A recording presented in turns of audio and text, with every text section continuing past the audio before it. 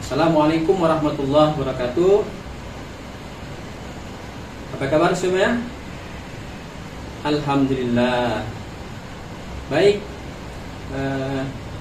pada pertemuan kali ini sebelumnya perkuliahan kita yaitu pengantar hukum Islam, di mana saya Dr. Nil Hakim MAG diamanahkan untuk mengajar mata kuliah pengantar hukum Islam. Pengantar hukum Islam ini di semester 3 dan dengan bobot SKS 2 SKS.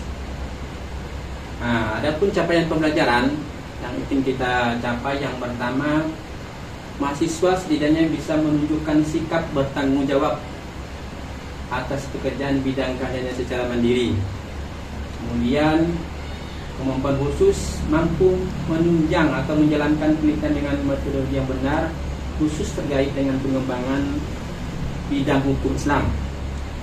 Yang kemudian kemampuan umum mampu menerapkan pemikiran yang logis, kritis, sistematis dan inovatif dalam konteks pengembangan atau implementasi ilmu pengetahuan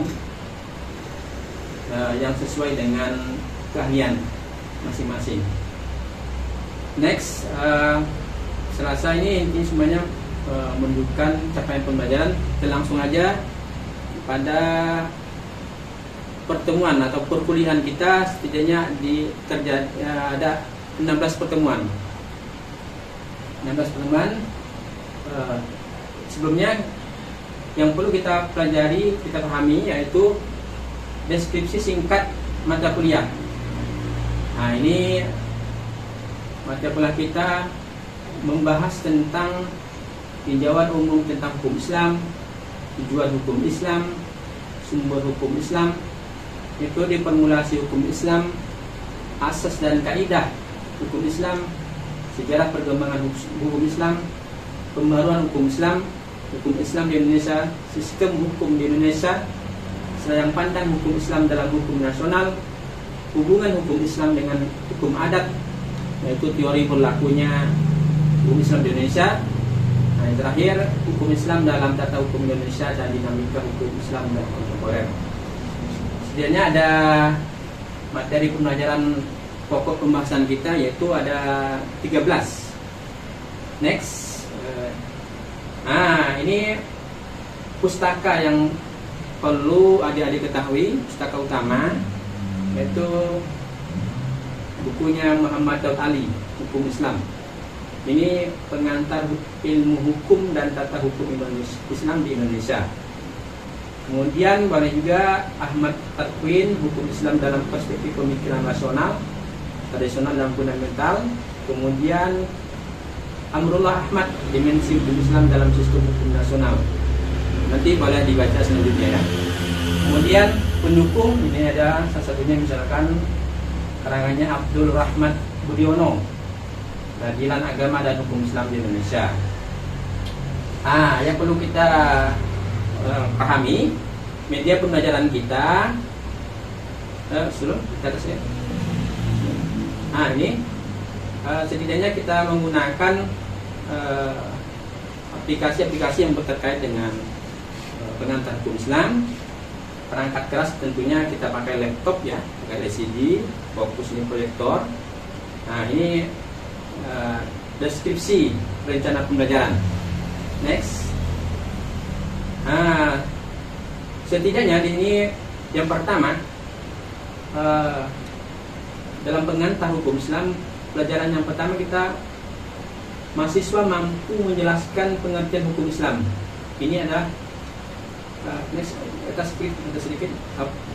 Ini adalah sub capaian pembelajaran mata kuliah sebagai kemampuan akhir yang kita harapkan, dengan indikator bisa menyebutkan definisi bagaimana tinjauan hukum Islam, menyebutkan manfaat hukum Islam, kemudian menyebutkan tujuan hukum Islam dengan kriteria bentuk penilaian, yaitu ketepatan dan penguasaan materi, dan bentuk non tes yaitu menulis ringkasan presentasi. Nah, metode pembelajaran kita kuliah diskusi dengan metode PPL CTL ya. Ini kita kan 2 SKS ya Pak. 2 SKS kali 50 menit berarti 100 menit. Kira-kira 1 jam 40 menitan kita belajar.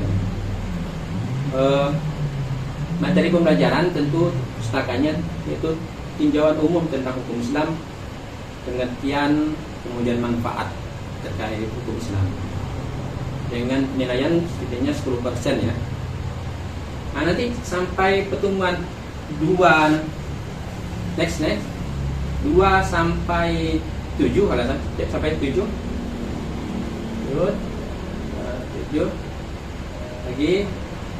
Nah, ini sampai 6. Jadi nanti 1 sampai 6 kita masih pelajaran kita masih kriteria kita, bentuk kita, metodenya sudah kita sedikit. Nah, ini atas sedikit, atas nomor 6. Nah, ini tentu kita masih kuliah kita masih diskusi ya, masih diskusi. Nah, nanti setelah UTS nomor 8. Nah, setelah UTS ini kita ada presentasi. Jadi pertemuan ke-8 sampai 8, 9, 10, 11, 12, 13, 14, 15 itu presentasi dari mahasiswa. Itu adalah metode yang akan kita laksanakan dalam perkuliahan kita. Jadi pertemuan ke-16 nanti kita UAS. Selesai itu yang dapat saya sampaikan. Ya.